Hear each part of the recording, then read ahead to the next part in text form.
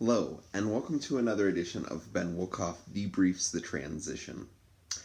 Today, I would love to debrief the meeting before our meeting from yesterday, which was the superintendent's update, where Kevin, Steve, and I, and a little bit of John as well, sort of talked through and held a conversation about what the vision for blended and personalized learning, IT, ed tech, learning resources would be for next year. And because Rico did not want a presentation, just wanted conversation, we were not allowed to show the icons and all of the other things that we've been working on. But what did happen, and what came across really clearly, is that Rico is committed to students having access. He is committed to the vision as we have laid it out because we talked about it. But he has a really specific question that I think it would be worth us thinking through, because as we transition into next year, it's one we're going to have to figure out. And he said it like this: what is the virtual space of the classroom? Or what does a student need access to that is not device dependent? So he talked a lot about the idea that maybe we don't need to get to one-to-one. Rico did. He said maybe we need to get to where every kid has access to the virtual space that they need in order to learn.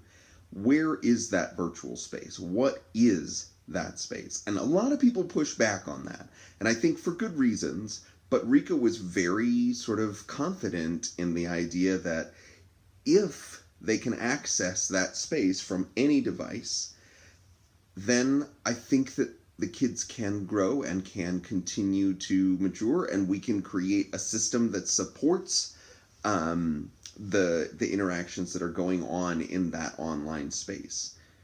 He gave the specific example of his daughter working on a presentation on a Chromebook that she had, or her phone, and then went to the desktop, and it was all the same thing, but it was in a space that held the resources. Now, I feel like we could answer the question just by saying, well, Google is the virtual space, right? But that limits so much of the internet. It limits so much of sort of what is possible in terms of like all putting together the different pieces of the virtual space. And it also locks us into like anything Google does is good, anything other folks do is bad, or some version of that. And so I keep on thinking about, well, yes, it is Google Classroom and it is Google Drive, but you know what? It's also a platform for whatever else a teacher wants to do in the classroom.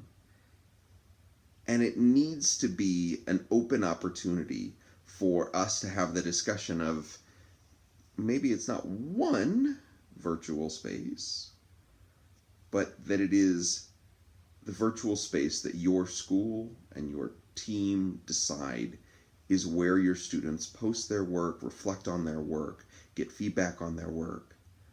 And I think Google tools are going to be a huge component of that, but how do we leave it open for additional opportunities without sort of saying, and everything's on the table, and just do whatever whatever you want, right?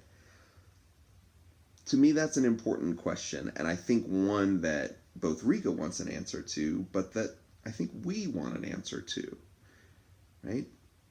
If this is the physical space of our classroom, where's the virtual space of our classroom?